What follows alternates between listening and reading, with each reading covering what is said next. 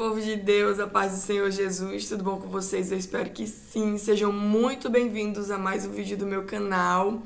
E, gente, hoje é dia de palavra de vida, sexta-feira, lembra? E hoje eu vim trazer uma palavra. Essa palavra, ela me deixou, como é que eu posso falar? Ela me deixou triste por alguns anos. Toda vez que eu li essa palavra, eu ficava, meu Deus, eu não consigo entender. Por que isso aconteceu? A primeira vez eu chorei tanto, mas não foi um choro bom como quando eu li Ruth. Foi um choro de tristeza, foi um choro de amargura. Eu fiquei pensando, como é que pode? Por que Deus permitiu isso? E pesquisei sobre ela, eu perguntei para alguns amigos pregadores, para alguns amigos estudados em teologia e nenhum deles simplesmente não souberam responder. E aí eu fiquei, né? Só que assim, não era uma coisa que eu ficava pensando nessa palavra o tempo todo. Não. Era quando eu lia, quando passava em alguma situação que eu enxergava essa palavra, eu ficava descontentada. Eu não entendia. Eu cheguei a ficar indignada, eu cheguei a pedir perdão a Deus. A primeira vez que eu li, eu pedi perdão ao Senhor porque eu realmente não consegui absorver o motivo. Embora eu soubesse, eu tivesse sempre a certeza, a convicção de que algum motivo, algum sentido tinha, que não fosse apenas a dor e o sofrimento. Alguma coisa tinha por detrás dessa palavra, algum mistério, alguma revelação. Mas vamos lá, eu vou ler aqui alguns versículos para que você possa compreender mais ou menos o que a história diz, tá? Vou ler aqui alguns versículos, tá bom com vocês? Juízes 19, capítulo 19, verso 1, que diz o seguinte: Naqueles dias em que não havia rei em Israel, houve um homem levita que, peregrinando nos lados da região montanhosa de Efraim, tomou para si uma concubina de Belém de Judá. Porém, ela se irritou com ele e, deixando-o, voltou para a casa de seu pai em Belém de Judá, onde ficou durante uns 4 meses. Aí vamos pular lá para frente. Porém, o Senhor lhe disse... Sim, vamos aqui, peraí ainda. Depois disso aqui, o homem foi buscar, o levita foi buscar a concubina na casa de seu pai e ele conseguiu fazer com que ela voltasse, certo? E eles, quando voltaram, tinham que descansar porque já era tarde. E nisso, o pai dela tentou impedir deles virem embora umas 3 vezes. Aí ele passou ainda mais 3 noites lá. Aí decidiram vir embora, né? Quando chegou a noite, eles tinham que repousar em algum lugar, mas não tinham aonde. Eles não queriam parar em terras estranhas. Então, o levita falou assim, que era para eles pararem numa terra da tribo de Israel, para não acontecer nada de mal com eles, né? Então, eles pararam na terra de Benjamim. E tá aqui, Porém, o seu senhor lhe disse: Não vamos entrar em nenhuma cidade estranha que não seja dos filhos de Israel. Vamos um pouco mais adiante até Gibeá. Verso 16. Eis que ao anoitecer um homem velho estava voltando do seu trabalho no campo. Ele era da região montanhosa de Efraim. Inclusive, o levita era da região montanhosa de Efraim, mas morava em Gibeá. Os outros habitantes do lugar eram benjamitas. Vamos pular para o verso 22.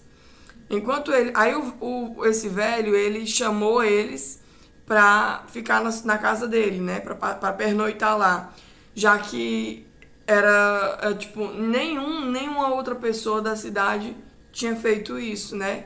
E era de costume eles receberem viajantes. Inclusive, era honroso fazer isso. E quando um israelita recebia um viajante, ele tinha como honra guardar a vida daquele viajante. Se acontecesse alguma coisa com aquele viajante, a pessoa que estava hospedando, ela se sentia responsabilizada por aquilo. Acredito que por isso aqueles benjamitas não quiseram hospedar o levita, né? Porque eles já tinham pensamentos pecaminosos e maldosos contra ele, não contra a concubina, contra ele. Aí o 22 diz: enquanto eles se alegravam, eis que os homens daquela cidade, eles se alegravam na casa do velho, né, que também era da região montanhosa de Efraim. Os homens daquela cidade, olha só, homens malignos, cercaram a casa e começaram a bater na porta e disseram ao velho, o dono da casa: traga para fora o homem que entrou em sua casa para que abusemos dele. Tenho que falar, pesado, pesado. O homem disse: não, meus irmãos, não façam isso, não façam essa maldade, já que o homem está em minha casa, tá vendo? O que eu expliquei agora? Vejam, aqui estão minha filha virgem e a concubina dele. Vou pôr as duas para fora e vocês poderão abusar delas e fazer o que bem quiserem. Foi aqui que eu comecei a chorar. Mas não façam uma loucura dessas com este homem. Porém, aqueles homens não quiseram ouvir. Então, o levita, ai meu Deus, pegou a sua concubina e a entregou a eles do lado de fora. E eles a forçaram e abusaram dela toda a noite até pela manhã. E quando estava amanhecendo, eles a deixaram. Ai, eu chorei. Ao amanhecer, a mulher veio e caiu à porta da casa do homem, onde o seu senhor estava hospedado, e ela ficou ali até o clarear do dia. De manhã, quando o seu senhor se levantou e abriu as portas da casa para continuar a viagem, eis que a mulher, sua concubina, jazia à porta da casa com a mão sobre a soleira.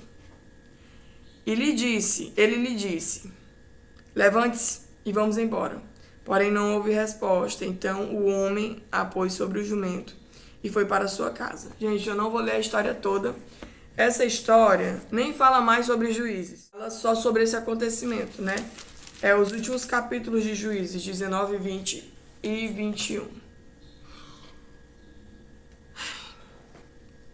Eu chorei horrores, porque eu fiquei assim: poxa, a mulher se irritou por ele, deve ter tido algum motivo dela ter se estressado com ele.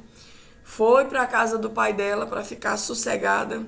Ela não foi atrás de outro homem, voltou para casa. E ele passou uns 4 meses. Ele foi, buscou ela, levou ela de volta para morrer. E não foi simplesmente morrer, foi uma morte cruel. Ela foi estuprada a noite inteira. Estrupada? Não sei como é que fala. Ela foi violentada a noite inteira. Eles forçaram e fizeram o que quiseram com essa mulher a noite inteira. Os homens maus daquela cidade. Eu fiquei mal porque eu imaginei o sofrimento daquela mulher. Eu não consegui, na primeira vez que eu li, enxergar o propósito por trás disso. E aí é onde a gente começa a analisar algumas situações na nossa vida.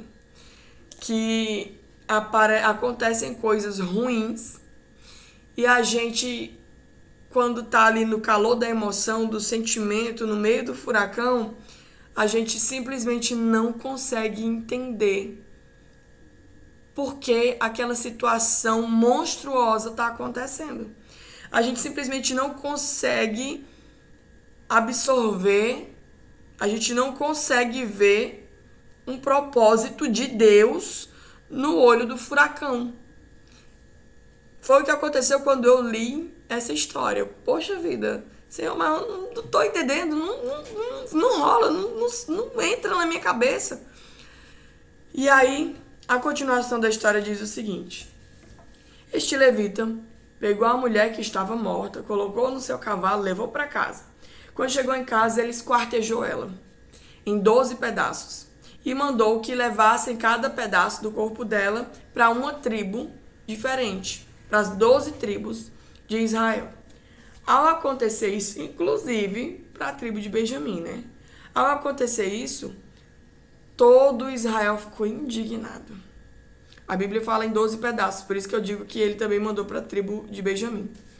Todo Israel ficou indignado, todo mundo tomou as dores daquela mulher. Como pode uma maldade? Daqui, capítulo 20, versículo 12. As tribos de Israel enviaram homens por toda a tribo de Benjamim, dizendo: que maldade é essa que foi feita no meio de vocês? Todo Israel ficou indignado. E aí eles decidiram fazer justiça. Mas antes eles oraram. Eles oraram ao Senhor e perguntaram qual tribo tinha, se eles eram para ir lutar contra Benjamim, porque eles se revoltaram contra Benjamim. E perguntaram ao Senhor qual tribo ia antes. Mas tem um detalhe aqui, antes da luta, antes da batalha, de todas as tribos de Benjamim contra Benjamim, que às vezes a gente deixa passar por desapercebido. O quê?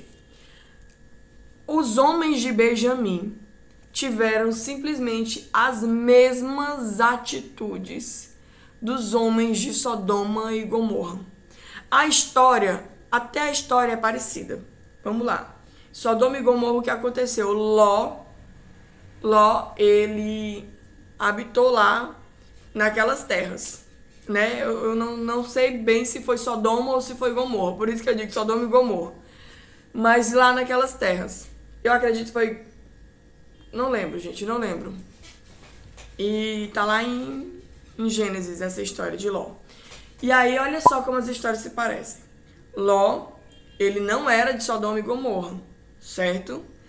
Ele era de Ur dos Caldeus, porque na época ainda não existiam as 12 tribos. Ele era sobrinho de Abraão. E aí teve uma discussão com Abraão. Os servos deles, né, tiveram discussão entre si, e Abraão disse que ele escolhesse. Como ele viu que Sodoma e Gomorra, aqueles lados ali, as terras eram boas, ele quis morar lá, né? Então ele foi.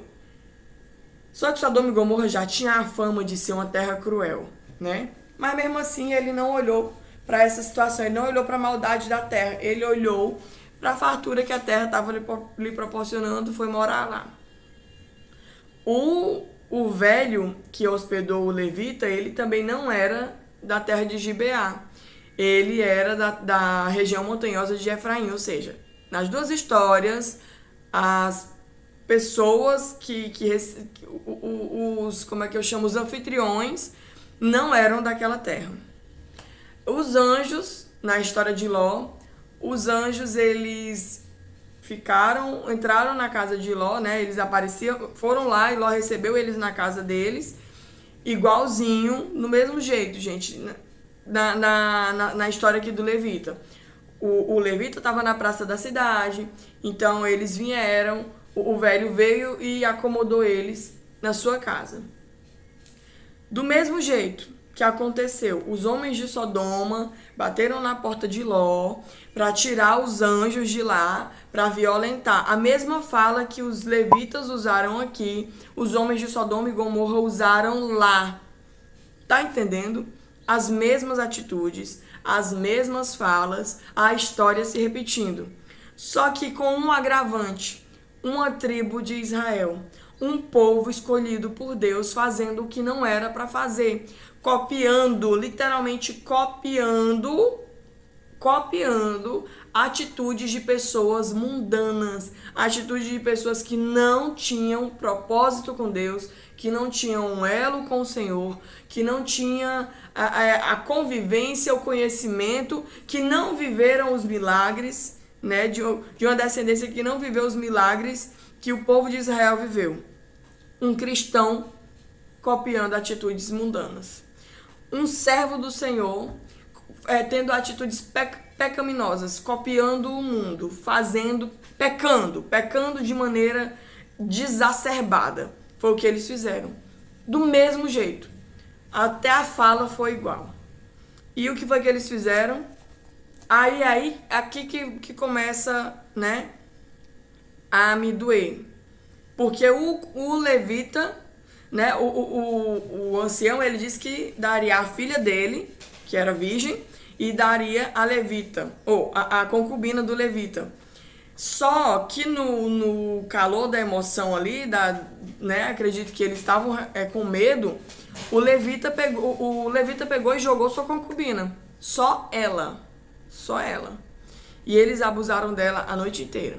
Lá na história de Ló, como os anjos não podiam ser abusados por homens, e a terra de Sodoma e Gomorra já era uma terra pecaminosa, de coração obstinado, homens que eram maus, e lá em Ezequiel vai falar que Sodoma e Gomorra era uma terra de fartura e que eles não abençoavam os pobres, ou seja, eram pessoas ruins, eram pessoas más. E um dos motivos que fez com que Deus castigasse Sodoma e Gomorra não foi apenas o fato da questão da homossexualidade, né? Foi do abuso sexual ali exacerbado, mas foi também a questão deles serem pessoas suvinas, muquiranas, malvadas, egoístas, só pensavam em si.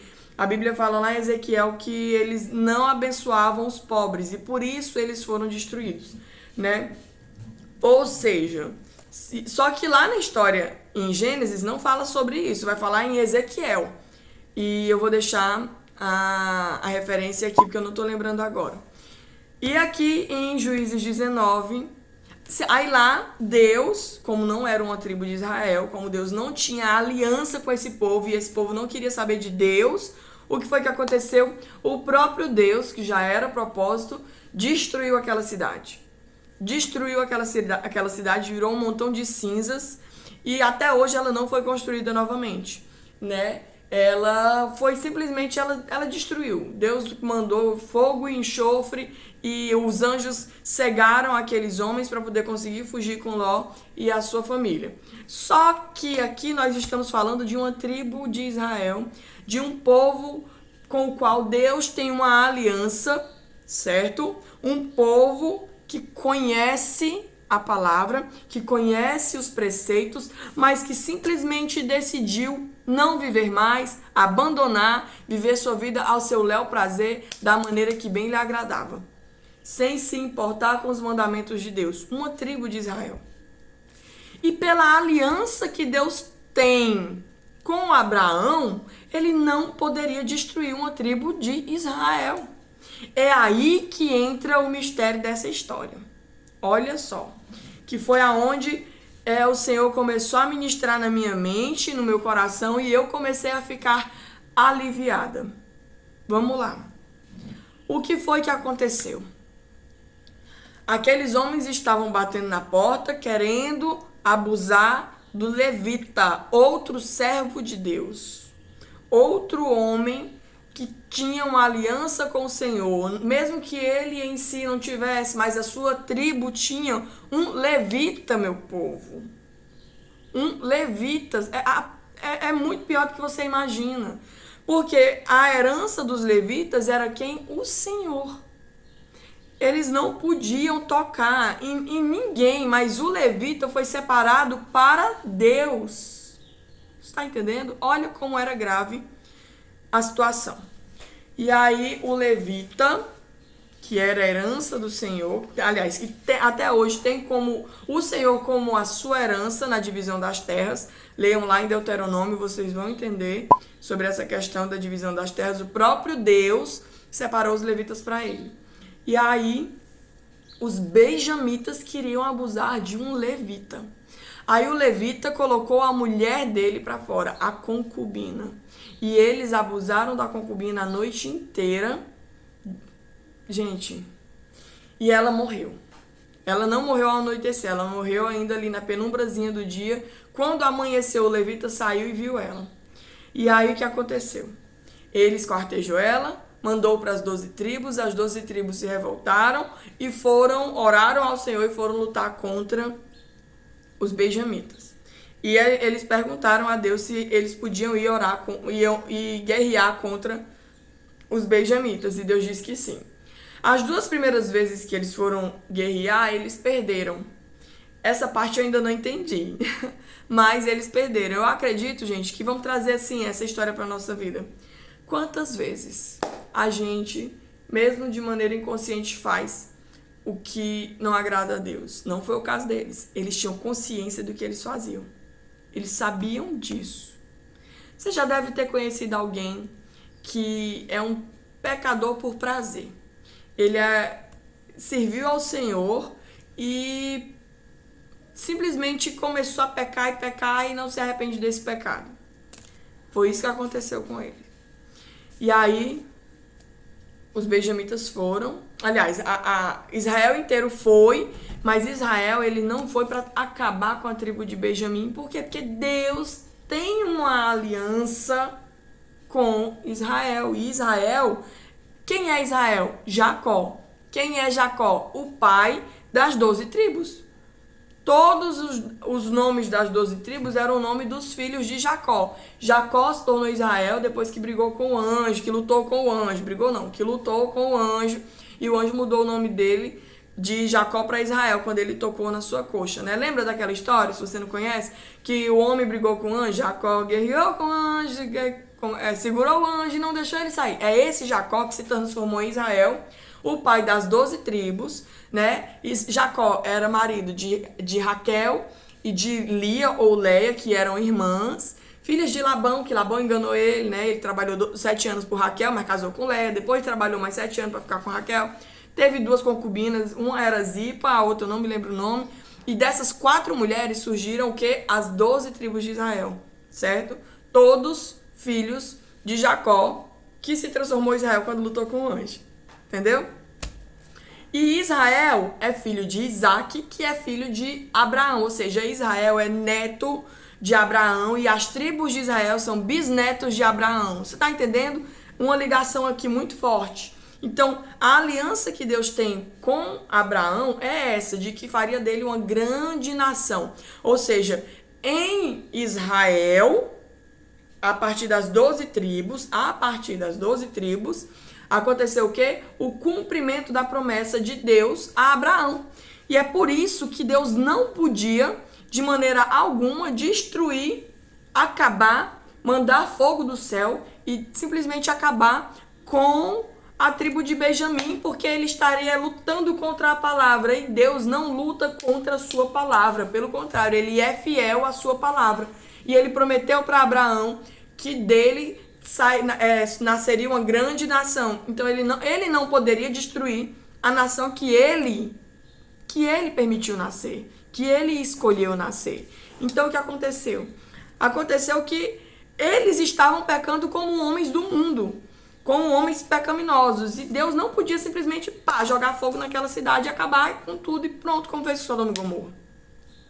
Então ele aproveitou essa ação pecaminosa com um servo do Senhor que eles queriam atentar contra o levita, certo? Com a concubina, que também era da tribo de Israel, ela era de Judá, se eu não me engano, né? Deixa eu ler aqui, de Judá, ela era de Belém de Judá. Vai saber, para pensar, vai saber quantas vezes esses homens não fizeram isso com outros estrangeiros de outras terras que não eram dos servos do Senhor, que não tinham aliança com Deus, que não eram descendência de Abraão.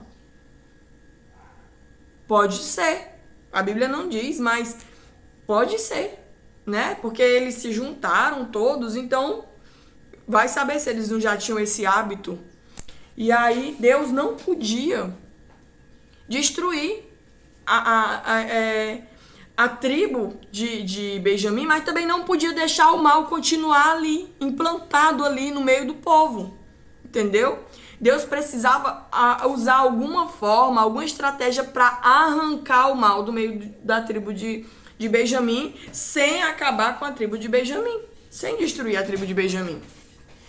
Então ele usou essa situação. E aí foi que o meu coração começou a ficar tranquilo. Por quê? Mas continua sendo injusto. A concubina estava na casa do pai. Tá pegando o mistério? E ela foi tirada da casa do pai para morrer na mão de homens maus. Você não se lembra de nenhuma história? De nenhum acontecimento parecido? Jesus estava na casa do pai. E ele foi tirado, ele saiu da casa do pai por sua própria vontade, como a concubina voltou porque quis, para morrer nas mãos de homens maus, para livrar a sua vida e a minha da perdição eterna. Aquela mulher, ela saiu, só que ela não tinha essa consciência porque ela não era Deus, e Jesus sim era Deus, ele se entregou. Mas Deus usou a morte dessa concubina para tirar o mal do meio do povo de Deus. Jesus desceu da glória para morrer morte de cruz nas mãos de homens maus, para dar direito a você e a mim de voltar a ter comunhão com ele, para restituir a nossa história, para nos dar um novo direito, aliás, para nos dar o direito de uma nova história, de um recomeço. Foi de maneira dolorosa, de maneira cruel? Sim, mas Deus usou uma pessoa. Deus permitiu que uma pessoa, uma concubina, fosse usada para... Aliás, Deus usou essa situação, porque Deus não peca, Deus não atenta ninguém a pecar, mas Deus usou essa situação para tirar, para arrancar o câncer do meio da tribo de Benjamim. Como Deus permitiu que Jesus viesse, Jesus se entregou para tirar o câncer do povo de Deus, a maldade, né? Para nos dar direito, a viver com ele. E Deus permitiu, Deus usou essa situação para dar direito à tribo de Benjamim a continuar existindo. É aí que está o mistério. Há uma conexão entre essas histórias. Você vê que são relatos parecidos.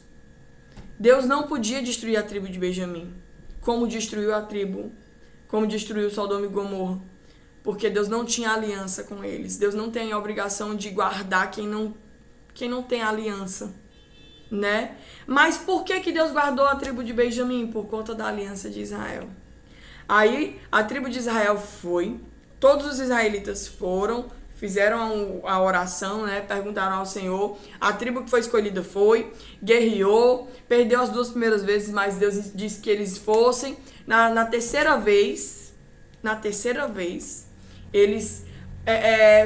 Deus deu a estratégia, disseram que eles montassem emboscada e tal, e venceram a tribo de Benjamim. Vocês sabem quantos homens da tribo de Benjamim sobraram? Porque eles conseguiram fugir? 400 homens. Uma tribo que tinha centenas de homens, todos morreram, homens e mulheres e crianças. Só sobrou 400 homens para dar continuidade à tribo de Benjamim. E olha só que interessante. Quando chega lá no final, que só sobraram esses 400 homens, todas as outras tribos de Israel sentiram compaixão, porque disseram, é o nosso irmão. A gente vai deixar que eles morram, porque ele não tem mais mulher lá. Só sobrou 400 homens porque fugiram. Então eles bolaram toda uma estratégia para levar 400 mulheres, ou seja, depois de tudo isso, depois que o mal foi arrancado, as próprias tribos tiveram compaixão da tribo de Benjamim, sabe? Deus, ele tem compaixão da nossa vida. Ele mandou Jesus para nos dar direito à salvação. Ele mandou Jesus para morrer morte de cruz na mão de homens maus, para arrancar, para permitir que a gente tenha o mal extirpado da nossa vida. Como? Aceitando ele. E ele tem, mesmo sabendo que nós somos pecaminosos, que nós temos a tendência do pecado, ele ainda teve o quê? Misericórdia. A tribo de Benjamim, os homens que sobraram, eles não pediram misericórdia, eles simplesmente fugiram. Mas mesmo assim, as tribos de Israel tiveram misericórdia deles.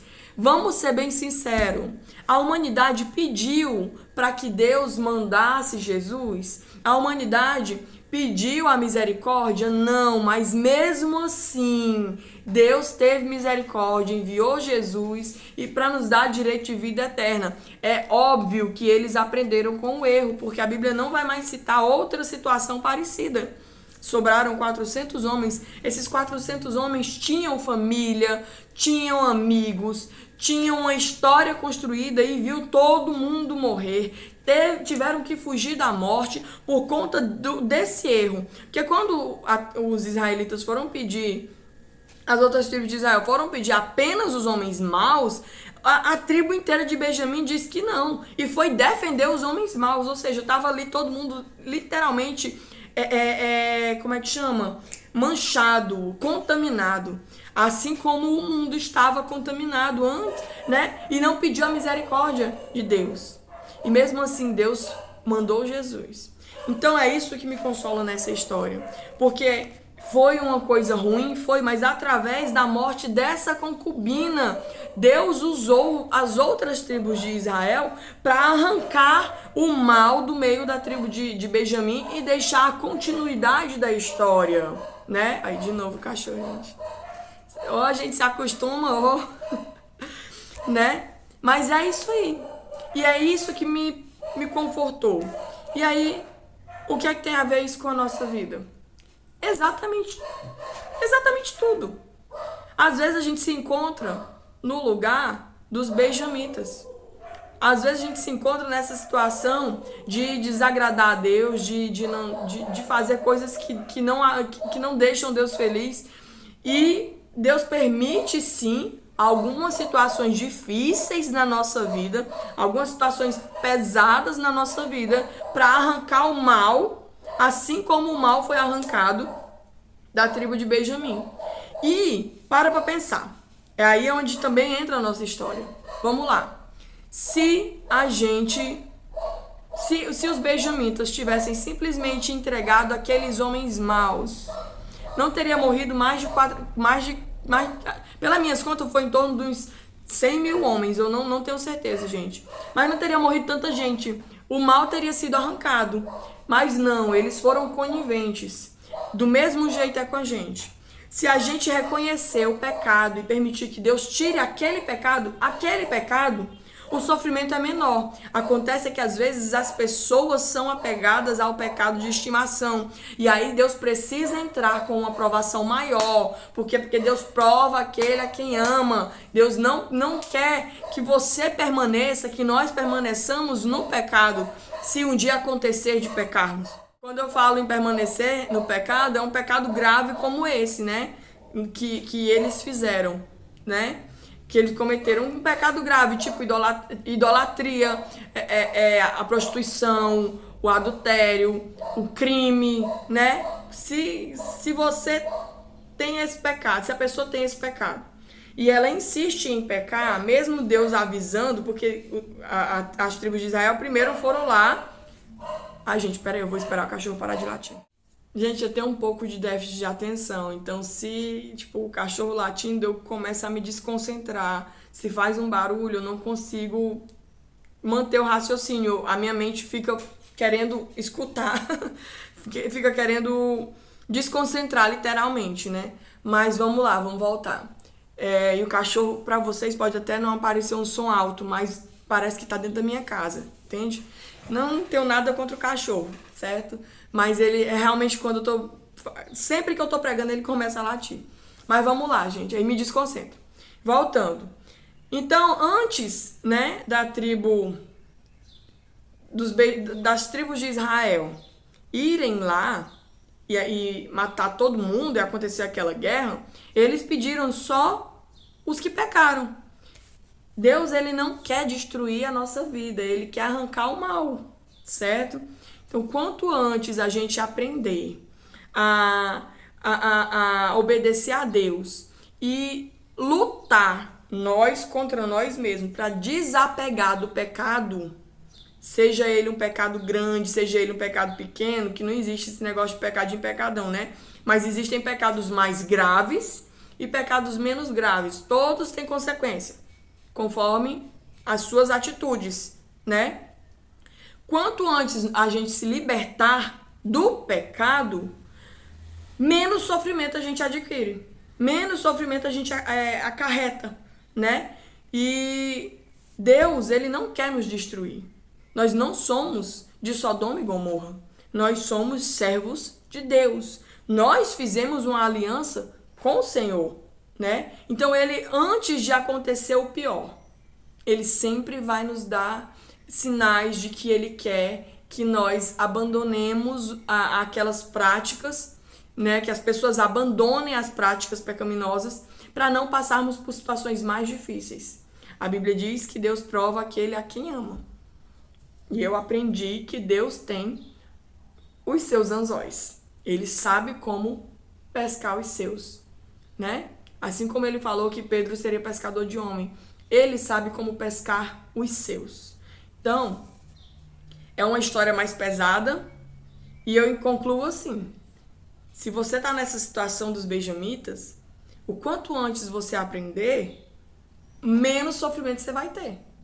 A realidade é uma: Deus te ama, ele não te quer sofrendo. Pois é, gente, pesada, né, a história? Pesada, mas desde ontem eu sinto de que tinha que ser essa palavra, né? E hoje eu acordei pensando nessa palavra, tanto que eu vim gravar o vídeo com aquela cara de sono que já foi melhorando, graças a Deus. Mas é necessário, né? São maus necessários. Tipo, não que Deus queira, mas que... Como é que eu posso explicar?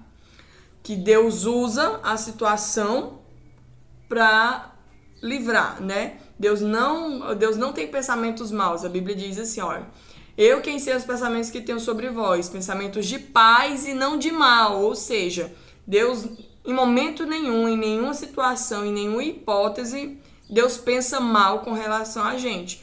Mas ele usa a situação mal que a gente, ou que o mundo, ou que alguém causou para reverter para o bem, quando ele tem uma aliança, quando a pessoa tem um coração desejoso, né? Um coração voltado. Aqueles 400 homens sobraram. Por quê? Acredito eu que eles tivessem essa consciência, né? Adquiriram a consciência através da dor. Bom seria se essa consciência tivesse sido adquirida sem a necessidade do sofrimento. Mas cada vida é uma estrutura e Deus sabe como trabalhar em cada pessoa, né? E que não seja a dor que nos leve a Cristo. Que não seja a dor que nos leve à consciência, né, do pecado, do juízo e da justiça, mas que seja o Espírito Santo, porque esse é o trabalho dele, nos convencer, né, de que essas coisas não são boas pra gente. Gente, foi pesado, mas é isso aí. Eu espero que vocês tenham gostado do vídeo, que tenham absorvido a mensagem, que tenham entendido, e que se você tivesse essa dorzinha por conta desse texto, que você consiga, né, entender, porque eu creio que foi uma revelação forte dos céus. Tanto que o peso que tinha no meu coração, a dor pelaquela mulher, quando eu li a primeira vez, hoje eu não sinto mais, porque eu vi que, não comparando ela com Cristo, jamais, ninguém é comparado a Jesus, mas que a situação dela serviu, né, foi usada para livrar aquele povo, para libertar, para arrancar, não é nem para libertar, não é para arrancar do meio do povo o mal, né? E Jesus veio para nos libertar, nos livrar do mal. Então é isso aí, gente. Se você gostou, não esquece, amanhã tem mais vídeo, certo? Todo dia tem vídeo aqui, de segunda a sábado. Se você chegou até aqui, gente, e ainda não é inscrito, tá perdendo tempo. Aperta esse botãozinho vermelho, que aqui você vai encontrar tudo que você gosta. Tudo que um cristão gosta, você encontra aqui. Organização, vlog, decoração, faxina, resenha, muito da palavra do Senhor. Dia de quarta tem oração e dia de quarta tem oração, quem ama ora. E dia de sexta tem palavra de vida. E eu espero que a sua vida tenha sido abençoada através dessa palavra poderosa vinda direto do trono de Deus, porque eu tenho certeza que foi revelação. Não tenho dúvida. E é isso aí. Um beijo grande no seu coração. Até o próximo vídeo. Tchau, tchau.